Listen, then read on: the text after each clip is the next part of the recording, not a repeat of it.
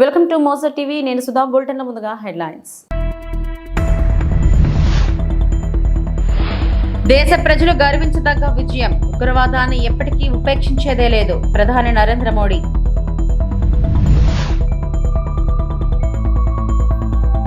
పారిశుద్ధ కార్మికులకు బకాయిలు 103 కోట్ల పెండింగ్ అన్న డిప్యూటీ సీఎం పవన్ కళ్యాణ్.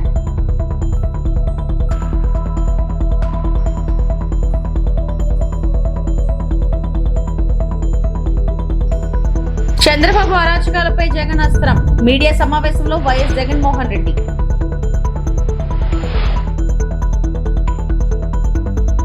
కార్గిల్ 25వ విజయ దివాస్ సందర్భంగా కార్గిల్లోని ద్రాస్లో యుద్ధ వీరుల స్మారకాన్ని ప్రధాని మోడీ శుక్రవారం సందర్శించారు. యుద్ధంలో ప్రాణాలు అర్పించిన సైనికులకు నివాళి అర్పించారు. వారి త్యాగాలను గుర్తు చేసుకున్నారు. అమర జవాన్ల కుటుంబం సభ్యులతో మాట్లాడారు. మోదీ చివరిసారిగా 2022లో కార్గిల్లో సైనికులతో కలిసి దీపావళి వేడుకలు జరుపుకున్నారు. ఢిల్లీలోని జాతీయ యుద్ధ స్మారకం వద్ద కేంద్ర రక్షణ మంత్రి రాజ్నాథ్ సింగ్, ద్రాస్లోని కార్గిల్ యుద్ధ స్మారకం వద్ద chief of defence staff general Anil Chauhan నివాళి అర్పించారు. ఈ కార్యక్రమం అనంతరం ప్రధాని మోదీ షహీద్ మార్గ్ ను సందర్శిస్తున్నారు. సందర్శకుల పుస్తకంపై సంతకం చేసి కార్గిల్ యుద్ధ కళాఖండాల మ్యూజియాన్ని పరిశీలించారు. వీటినన్నింటిని తర్వాత విఆర్ భూమిని కూడా సందర్శించి షింకున్లా టన్నెల్ ప్రాజెక్ట్ ను ప్రారంభిస్తారు. కార్గిల్ విజయ్ దివాస్ రజతోత్సవ వేడుకల్లో army chief general Upendra Dwivedi పాల్గొన్నారు. आज लद्दाख की ये महान धरती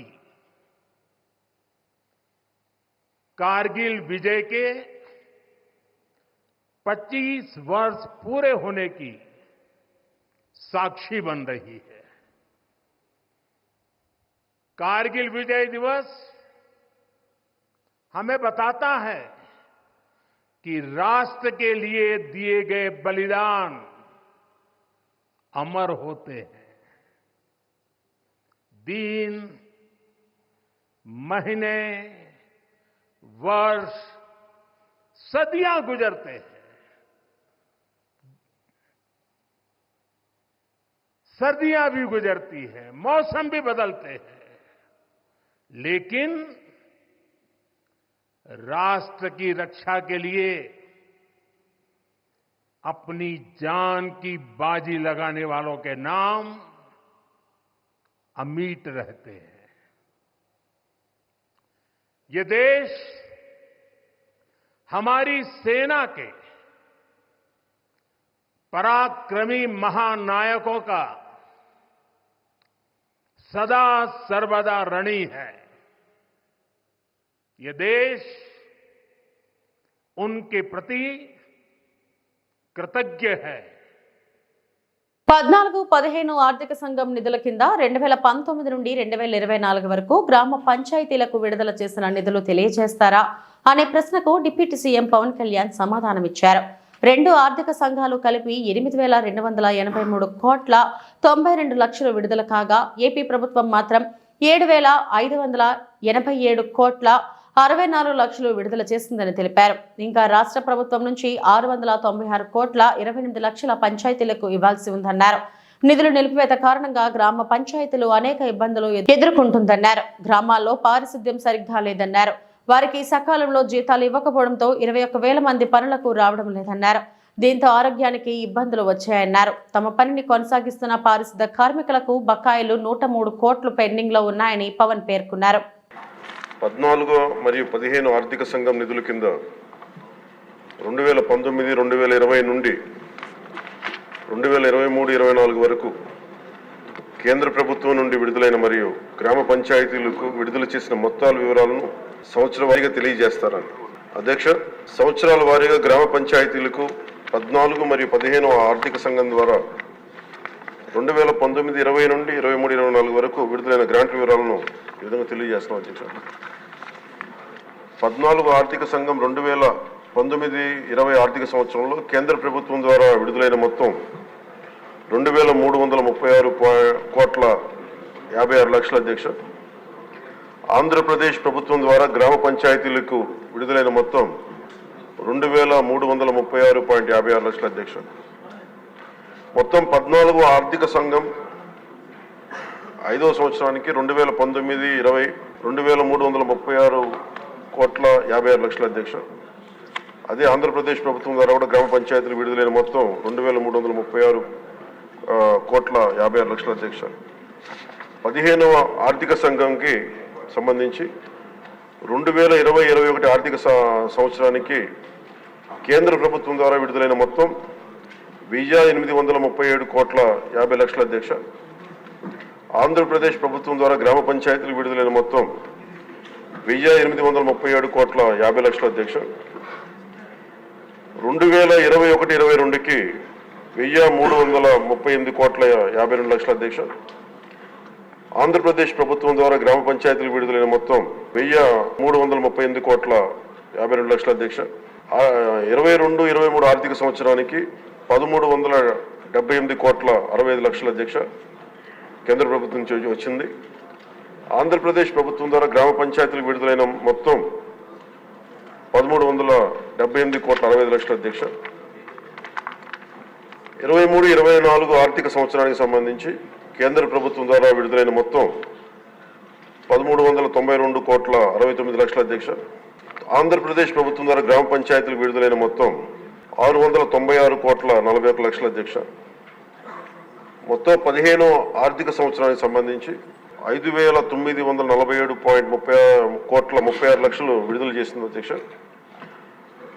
ఆంధ్రప్రదేశ్ ప్రభుత్వం ద్వారా గ్రామ పంచాయతీలకి విడుదలైన మొత్తం 5251 కోట్ల 8 లక్షల అధ్యక్ష. ఈ 14 మరియు 15 ఆర్థిక సంఘం వెరసి మొత్తం 8283 కోట్ల 92 లక్షలు విడుదల చేశారు అధ్యక్ష.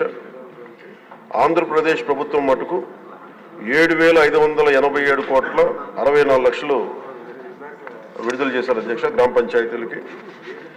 కేంద్ర ప్రభుత్వం ద్వారా విడుదలైన మొత్తంలో ఇంకా 696 కోట్ల 28 లక్షలు ఆంధ్రప్రదేశ్ ప్రభుత్వం ద్వారా గ్రామ పంచాయతీలకి ఇంకా విడుదల కావాల్సింది అధ్యక్ష. ఈ రెండో ప్రశ్నకు అధ్యక్ష, నిధుల నిలిపివేత కారణంగా గ్రామ పంచాయతీలకు ఎదుర్కొంటున్న ఇబ్బందుల విషయాన్ని ప్రభుత్వం గుర్తించిందని గౌరవ సభ్యులు అడిగారు అధ్యక్ష. గుర్తించాం అధ్యక్ష. సకాలంలో నిధులను విడుదల చేయనందున ప్రభుత్వం ఈ కింద సమస్యలను గుర్తించింది. 1, గ్రామాల్లో పారిశుద్ధ్యం సరిగ్గా లేకపోవడం, పారిశుద్ధ్య కార్మికులకు నెలవారీ వేతనాలు చెల్లించకపోవడంతో అనేక గ్రామ పంచాయతీల్లోని 21,000 మంది పారిశుద్ధ్య కార్మికులు విధులకు హాజరు కావడం లేదు. తమ పనిని కొనసాగిస్తున్న దాదాపు 23,000 మంది పారిశుద్ధ్య కార్మికులకు చెల్లించాల్సిన బకాయిలు 103 కోట్లు ఉన్నాయి అధ్యక్ష, ఇంకా పెండింగ్ లో ఉన్నాయి. తగినంత చంద్రబాబు అరాచక పాలనపై పోరాటానికి వైఎస్ఆర్సీపీ అధినేత ఆంధ్రప్రదేశ్ మాజీ ముఖ్యమంత్రి వైఎస్ జగన్మోహన్ రెడ్డి సిద్ధమయ్యారు. తాడేపల్లిలోని తన కార్యాలయంలో ఆయన మీడియా ముందుకు వచ్చి కార్యాచరణ ప్రకటించే అవకాశం ఉంది. ఆంధ్రప్రదేశ్ లో కూటమి అరాచక పాలనపై వైఎస్ఆర్సీపీ ఢిల్లీలో ధర్నా చేపట్టింది.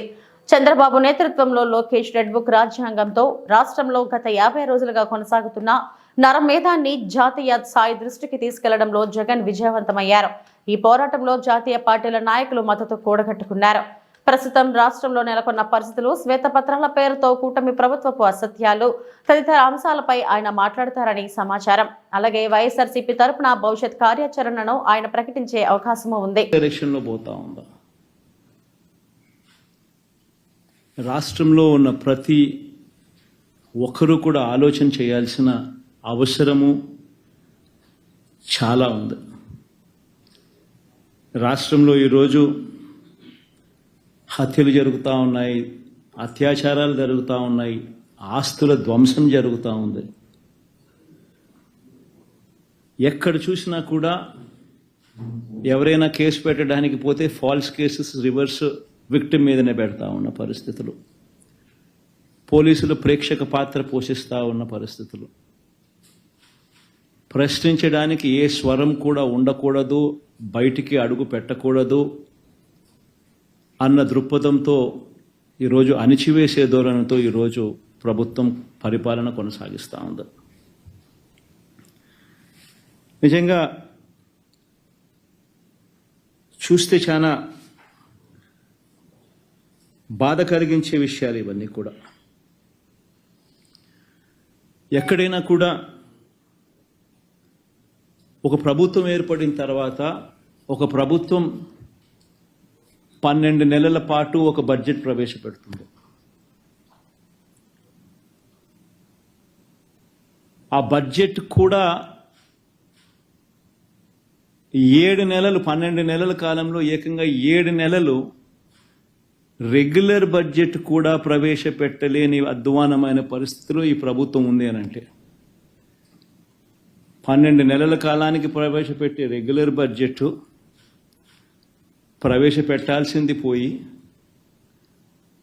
ఆ 12 నెలల కాలానికి సంబంధించిన కాల వ్యవధిలో ఏకంగా 7 నెలలు ఓట్ ఆన్ అకౌంట్ బడ్జెట్ మాత్రమే ప్రవేశపెట్టే అధ్వానమైన పరిస్థితిలో ఈరోజు రాష్ట్రం ఉంది అని అంటే రెగ్యులర్ బడ్జెట్ ప్రవేశపెట్టే ధైర్యం కూడా చంద్రబాబు నాయుడు గారికి లేదు అని అంటే ఎంతటి దారుణమైన పాలన సాగుతా ఉంది అని చెప్పడానికి ఇదొక గొప్ప నిదర్శన. నిజంగా రెగ్యులర్ బడ్జెట్ అంటూ తాను ప్రవేశపెడితే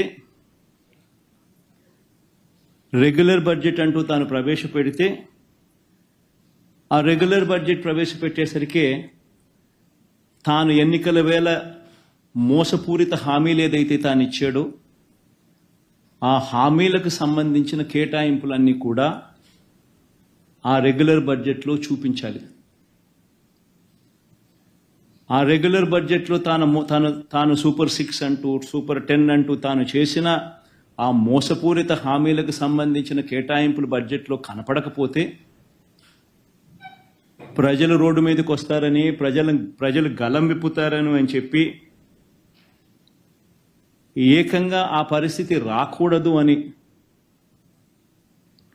తాను రెగ్యులర్ బడ్జెట్ ప్రవేశపెడితే ఆ రెగ్యులర్ బడ్జెట్లో volume 6 volume 5 which talks about రాష్ట్రానికి సంబంధించిన అప్పులు ఎంత ఉన్నాయి, స్టేట్ గవర్నమెంట్కి సంబంధించిన గ్యారంటీ డెట్ ఎంత, ఇటువంటి అంశాలు కూడా ఆటోమేటిక్లీ మెన్షన్ చేయాల్సి వస్తుంది. ఒకవేళ మెన్షన్ చేస్తే తాను అబద్ధాలు చెప్తా ఉన్నటివన్నీ కూడా ప్రజలకు తెలిసిపోతుంది అని అది కూడా చేయలేని అది కూడా ఇంకొక కారణంతో ఏకంగా రెగ్యులర్ బడ్జెటే ప్రవేశపెట్టుకోకుండా చంద్రబాబు నాయుడు గారు దాటవేస్తా ఉన్న ధోరణి. బీఆర్ఎస్ ఎమ్మెల్యేలు ఎమ్మెల్సీల బృందం కాళేశ్వరం ప్రాజెక్టు క్షేత్రస్థాయి పర్యటన కొనసాగుతుంది. 2 రోజుల పర్యటనలో భాగంగా మంచిర్యాల జిల్లా ఇందారం వద్ద గోదావరి నదిని ఆ బృందం పరిశీలించింది. అనంతరం కాళేశ్వరం ముక్తీశ్వర స్వామిని దర్శించుకున్నారు. ఆలయ అర్చకులు పూర్ణ కుంభంతో కేటీఆర్ బృందానికి స్వాగతం పలికారు. త్రివేణి సంగమం వద్ద గోదావరి నదికి ప్రత్యేక పూజలు చేశారు. ఆలయ దర్శనం అనంతరం కన్నేపల్లికి పంప్ హౌస్ ను పరిశీలిస్తున్నారు. చివరగా మేడిగడ్డ బ్యారేజ్ పరిశీలనకు వెళ్లనున్నారు. కాగా గురువారం బడ్జెట్ ప్రసంగం ముగిసిన వెంటనే ఆ పార్టీ నేతలు కాళేశ్వరం ప్రాజెక్టు వద్దకు బయలుదేరారు. అనంతరం కరీంనగర్లోని దిగువ మానేరు డ్యాం ను బీఆర్ఎస్ బృందం పరిశీలించారు. ఈ సందర్భంగా మాట్లాడిన కేటీఆర్ ప్రపంచంలోనే అతిపెద్ద multi lift irrigation project Kaleshwaram అన్నారు. ఈ ప్రాజెక్టుతో తెలంగాణను ధాన్యాగారంగా మార్చామన్న ఆయన చిన్న లోపాన్ని చూపి మొత్తం ప్రాజెక్టు విఫలమన్నట్లు ప్రచారం చేస్తున్నారని ఆగ్రహం వ్యక్తం చేశారు. మేడిగడ్డ మేడిపండు అని లక్షల కోట్లు కొట్టుకుపోయాయని మీరు చెప్పిన ప్రచారాలన్నీ ఉత్తివేనని తేలాయని కేటీఆర్ అన్నారు.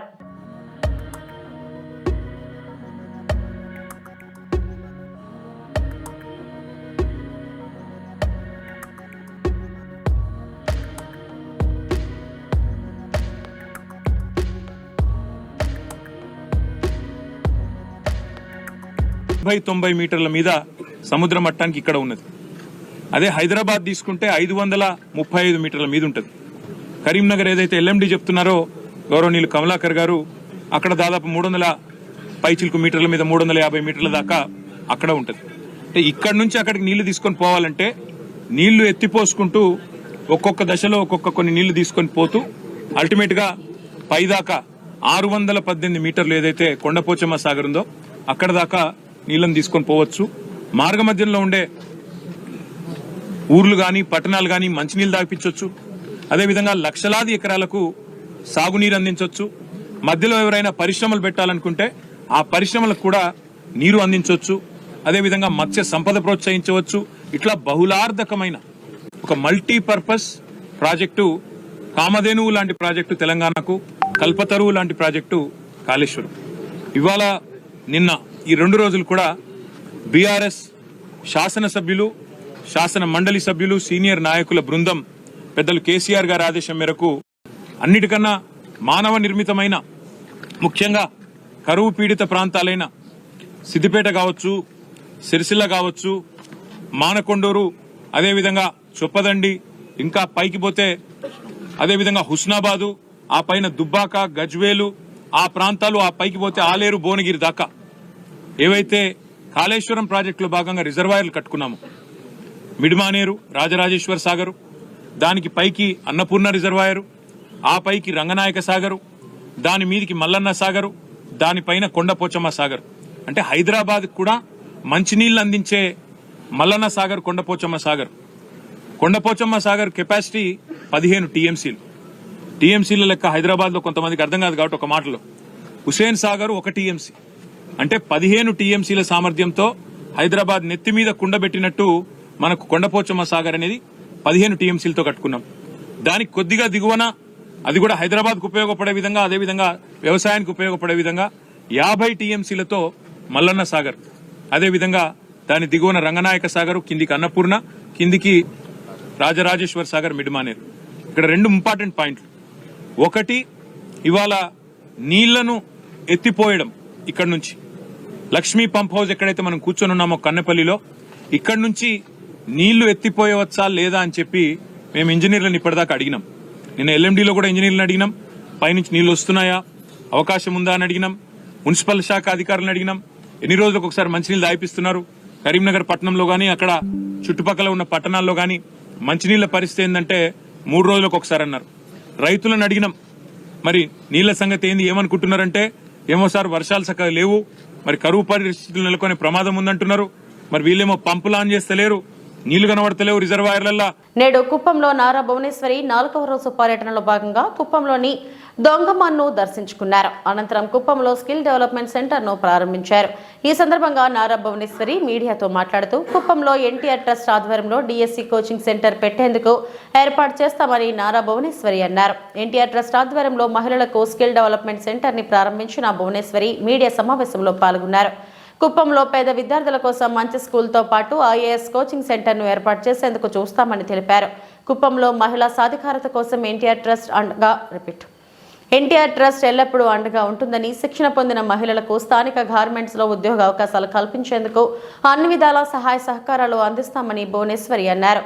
మహిళలు అన్ని విధాల ఆర్థిక అభివృద్ధి చెందేలా వారికున్న అవకాశాలను అందేలా చేస్తామని అన్నారు.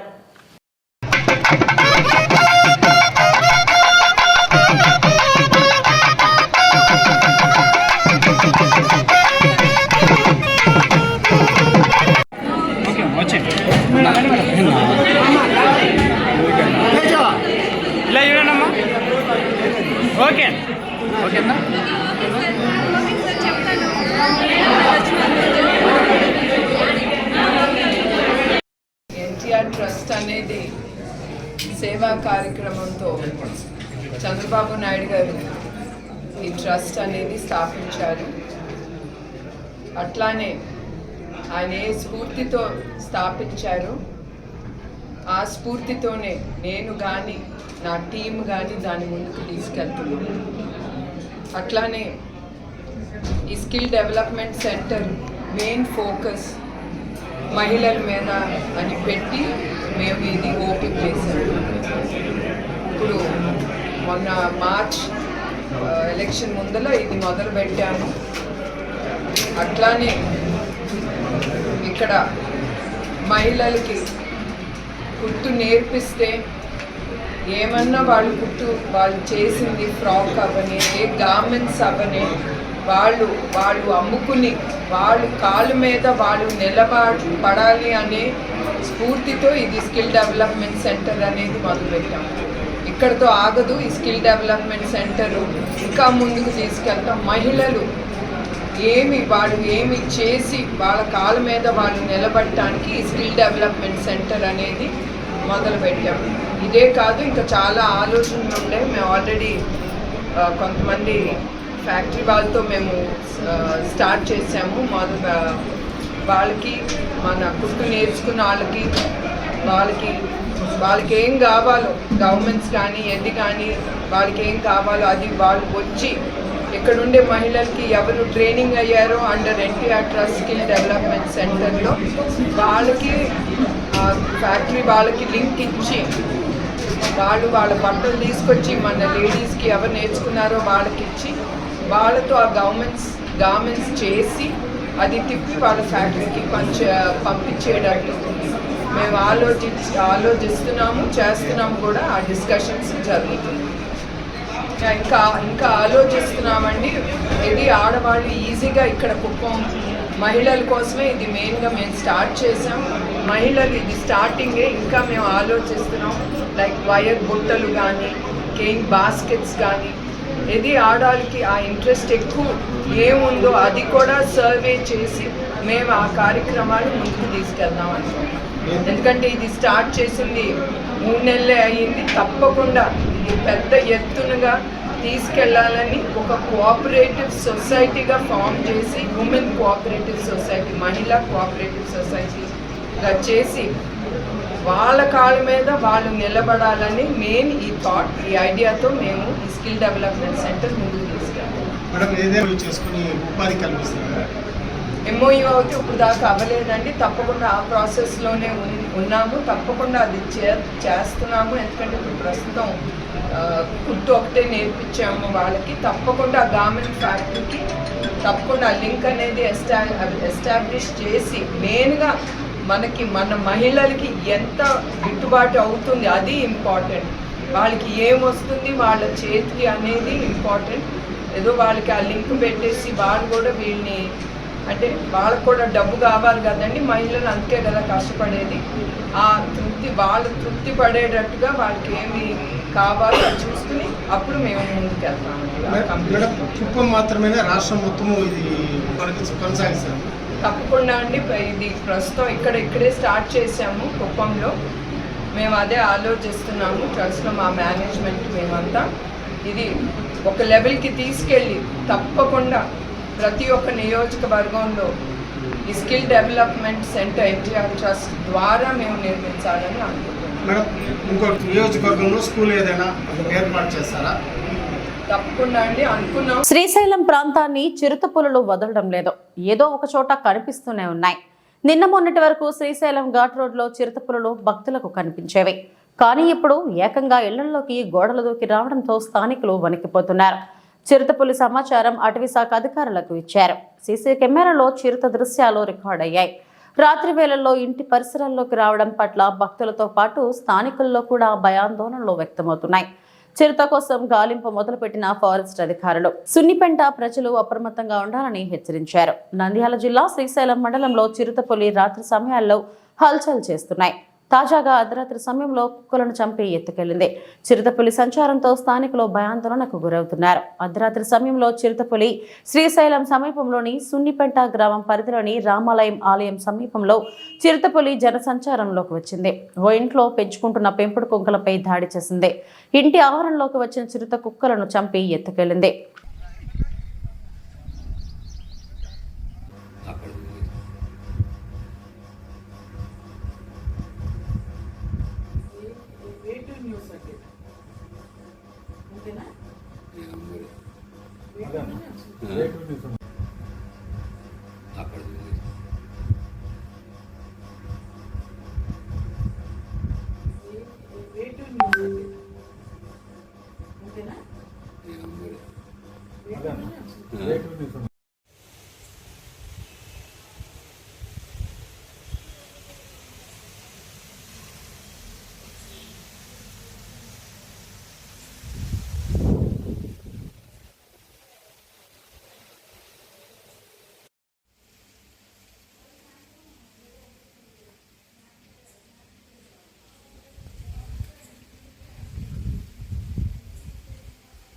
డాక్టర్ బిఆర్ అంబేద్కర్ కోనసీమ జిల్లా ముమ్మిడివరం నియోజకవర్గం ముమ్మిడివరం మండలం తానేలంక, గొరచాపులంక, కోనలంక తదితర వరద ప్రభావిత గ్రామాల్లో సిపిఎం పార్టీ బృందం పర్యటించింది. వరద వల్ల తీవ్రంగా నష్టపోయిన బెండ, అరటి, టొమాటో, పచ్చిమిర్చి, వంకాయ తదితర పంటలకు ప్రతి ఎకరాకు 50,000 నష్టపరిహారం ఇవ్వాలని, నీట మునిగిన గ్రామాల ప్రజలకు నిత్యావసర వస్తువులు, భోజనాలు అందించాలని, ప్రతి కుటుంబానికి 10,000 రూపాయలు తక్షణ సహకారం అందించాలని ప్రభుత్వాన్ని డిమాండ్ చేసింది. అలాగే గత వైసీపీ ప్రభుత్వ హయాంలో గురజాపులంకలో మాజీ సీఎం జగన్మోహన్ రెడ్డి పర్యటన సందర్భంగా రిటైర్మెంట్ వాల్ నిర్మాణం 3 నెలల్లో పూర్తి చేస్తామని చెప్పడం జరిగింది.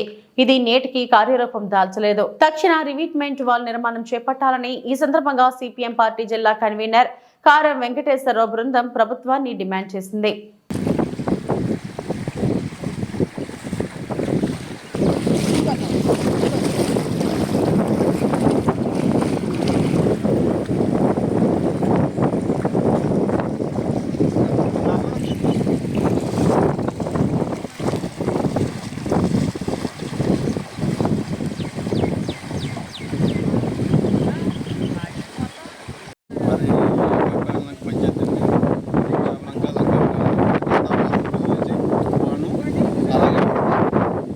ఉంటాం జరిగింది. అయితే ఈ వారం 10 రోజుల నుంచి కూడా పశువులేమో లంకల్లోనూ పంటలేమో పూర్తిగా నాశనం అవ్వడం జరిగింది.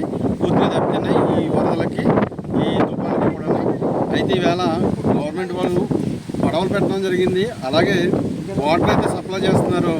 కానీ ఏదైతే ఈ 10 రోజుల నుంచి వీళ్ళకి జీవనోపాధి లేక అల్లాడుతున్న సమయంలో గవర్నమెంట్ వారిని అంటే నిత్యావసర వస్తువులు ఏవైతే ఉన్నాయో రైసు, కందిపప్పు, ఉల్లిపాయలు అటువంటి సప్లై చేస్తే, ఎందుకంటే ఈ గోదావరి అనేది పుడితే పోయేది కాదు. ఎందుకంటే ఈవేళ ఇంకా భద్రాచలాన్ని వాటర్ పెరుగుతుందనేసి అంటున్నారు. అది ఎంత మట్టుకుతుందో మాకు తెలియదు. కానీ అయితే ఇది ఇంకా ఈ గోదావరి ఫ్లోటింగ్ అనేది ఇంకా 10 days ఉంటుందని మేము అనుకుంటున్నాం ఉంటుంది కూడా. అలాగనే పశువులకు కూడా మేత లేకుండా పొంది మేము ప్రతి ఒక్కరిని కూడా పశుగ్రాసం అడుగుతున్నాం. అలాగే ఏ అయితే ఈ 5-6 నెలలు ఈ లంక గ్రామాల ప్రజలకి ఉపాధి అనేది దొరకదు. ఈ ఉపాధి కోసం కనీసం ప్రభుత్వాలు ఇచ్చే నిత్యావసర వస్తువులు రైస్ అంటే, ఉప్పు అంటే ఇవన్నీ సప్లై చేస్తే పిల్లలకు పాలు అనేది ఇంకా స్పందించలేదు. దీన్ని ఇమీడియట్ గవర్నమెంట్ వాళ్ళు స్పందించి, కలెక్టర్ స్పందించి ఏదైతే పూర్తిగా దెబ్బతిన్నాయో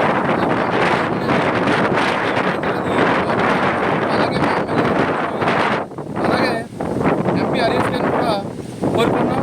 సీఎం గారు కూడా దీని మీద స్పందించి వెంటనే గ్రామాల ప్రజల్ని ఆదుకుంటారని కోరుకుంటున్నాం. ఉమ్మడివరం మండలం గురజాపులంక తదితర గ్రామాల్లో సిపిఎం పార్టీ వరద ప్రభావిత ప్రాంతాల్లో పర్యటన చేస్తూ ఉంది. అందులో భాగంగా గురజాపులంక గ్రామంలో మేము దాదాపు 4-5 రోజుల నుంచి మొత్తం ఈ వరద నివాస ప్రాంతాలు తాకినటువంటి పరిస్థితి ఉంది. అలాగే ఈ గ్రామాల పరిధిలో కొన్ని వందలాది ఎకరాలు బెండ, టమాటో, అరటి, అలాగే మునగ, ఇతర అంతర పంటలన్నీ కూడా వేయడం జరిగింది. ఇవన్నీ కూడా పూర్తిగా నీటి మట్టం అయిపోయి మొత్తం చేతికొచ్చేటువంటి సమయంలో నాశనం అయిపోయినటువంటి ఇక్కడ ప్రభుత్వం ఎవరైతే రైతులు పండించేటువంటి ఈ పంటలు ఉన్నాయో వీటన్నిటికీ నష్టపరిహారం ఇవ్వాలని చెప్పి సిపిఎం పార్టీగా డిమాండ్ చేస్తూ ఉన్నాం. దాంతోపాటు ఈ గ్రామాల్లో 4 రోజులుగా నీట మురిగి ఇళ్ళన్నీ ఉన్నప్పటికీ కూడా కనీసం మంచినీళ్ళు తప్పితే ఆహారం కానీ ఇతర నిత్యావసర వస్తువులు కానీ ఏమీ అందలేదని చెప్పి మా దృష్టికి ఈ గ్రామాల ప్రజలు తీసుకురావడం జరిగింది. కాబట్టి ప్రభుత్వం గత వారం 10 రోజులుగా జిల్లా కలెక్టర్ కానీ ఉన్నతాధికారులు కానీ చాలా హడావుడి చేస్తున్నటువంటి పరిస్థితి అయితే కనబడుతోంది. ప్రతి వరద వచ్చేటువంటి సందర్భంలో కూడా ఉన్నతాధికారులు, రాజకీయ నాయకులు పర్యటనలో ఈ పేరుతోటే మొత్తం జనాలందరినీ మాయ చేసేటువంటి ప్రయత్నం తప్పితే ఎక్కడా కూడా ప్రజలను ఆదుకునేటువంటి ప్రయత్నం చేయడం లేదు. కాబట్టి తక్షణం నిత్యావసర వస్తువులతో పాటు ఆహారాన్ని ప్రజలందరికీ మంచినీటిని అందించాలని చెప్పి సిపిఎం పార్టీగా డిమాండ్ చేస్తాం. దాంతోపాటు వరదలు వచ్చేటప్పుడు తాత్కాలికమైనటువంటి ఏర్పాట్లు తప్పితే శాశ్వతమైనటువంటి పరిష్కార మార్గాలు ఈ గతంలో ఉన్నటువంటి ప్రభుత్వం కానీ ఇప్పుడు ఉన్నటువంటి ప్రభుత్వం కూడా చేయలేనటువంటి పరిస్థితి అయితే కళ్ళకు కట్టునట్టు కనబడుతున్నటువంటి పరిస్థితి ఉంది. గురజాపులంక, కోనాలంక సంబంధించినటువంటి ఏదైతే గోదావరి ఈ వరదలు వచ్చేటువంటి సమయంలో కొట్టుకుపోతున్నటువంటి పరిస్థితి ఉంది, కోతకు గురవుతున్నటువంటి పరిస్థితి ఉంది. గత వరదల్లో 2022 వచ్చినటువంటి వరదల్లో సీఎం జగన్మోహన్ రెడ్డి అప్పటి సీఎం జగన్మోహన్ రెడ్డి గ్రామానికి వచ్చి మొత్తం రివిట్మెంట్ తీసుకొస్తాం, వాల్ నిర్మాణం చేస్తాం, 3 నెలల్లో కంప్లీట్ చేస్తామని చెప్పి ఇష్టవేసి వేసినటువంటి పరిస్థితి ఉంది. కానీ ఎక్కడా కూడా కనీసం ఫైల్ కూడా కదలలేనటువంటి పరిస్థితి మా దృష్టికి వచ్చింది. కాబట్టి తక్షణం ఈ వాల్ కూడా రివిట్మెంట్ని కూడా ఈ కోతకు గురయ్యేటువంటి పరిస్థితుల్లో రివిట్మెంట్ వాల్ కూడా నిర్మాణం చేపట్టాలని చెప్పి సిపిఎం పార్టీగా డిమాండ్ చేస్తూ ఉన్నాం. కబుర్లు కాకుండా ప్రజలకు ఉపయోగపడేటువంటి పనులు చేయాలి. తక్షణం ప్రజలందరికీ నిత్యావసర వస్తువులు అందించాలి, ఆహారాన్ని అందించాలని చెప్పి. కాకినాడ జిల్లా పిఠాపురం నియోజకవర్గం గొల్లప్రోలులో మహిళపై హత్యాయత్నం. నేకూరి రాజ్యలక్ష్మి అనే మహిళపై వేమగిరి సురేష్ కత్తితో దాడి. తీవ్ర గాయాలతో కొట్టుమిట్టలాడుతున్న రాజ్యలక్ష్మి తలపై, శరీరంపై ఇష్టానుసారంగా నరకడంతో తీవ్ర గాయాలు. పిఠాపురం ప్రభుత్వ ఆసుపత్రిలో చికిత్స అనంతరం కాకినాడకు తరలింపు. పాత గొడవల నేపథ్యంలో కత్తితో సురేష్ తీవ్రంగా గాయపరిచినట్లు పోలీసుల ప్రాథమిక నిర్ధారణ.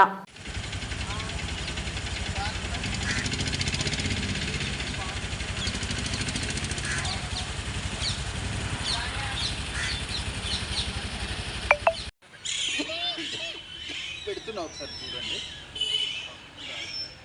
ఒకవేళ మన వాళ్ళది అయితే నాకు కొద్దిగా ఇన్ఫర్మేషన్ ఇవ్వండి.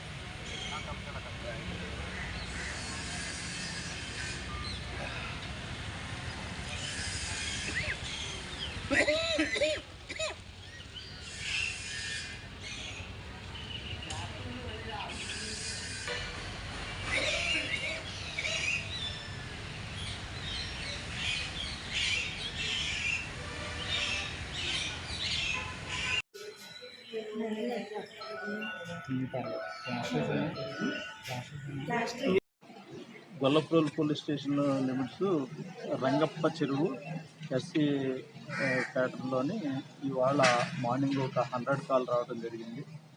రాజ్యలక్ష్మి అనే ఆమెనేసి ఆ పక్కనే సరిహద్దు గొడవ ఉంటే కనుక ఆ పక్కన ఉన్నటువంటి సురేష్ అనేటువంటి ఆయన గండ్రగొడ్డలు ఇచ్చి 3 చోట్ల నరకడం జరిగింది. వచ్చినట్టే శ్రీనాథ్ నుంచి ఎస్పీ గారు వెళ్ళారు.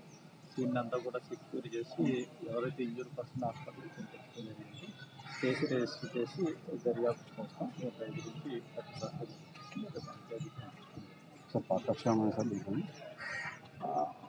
వాళ్ళ సరిహద్దులో ఉన్నటువంటి గోడ బాత్రూమ్ మీద పడుతుంది అనేటువంటి ఎప్పుడు గొడవ పడుతూ ఉంటారు. ఈ వార్తలు ఇంతటితో సమాప్తం. నమస్తే.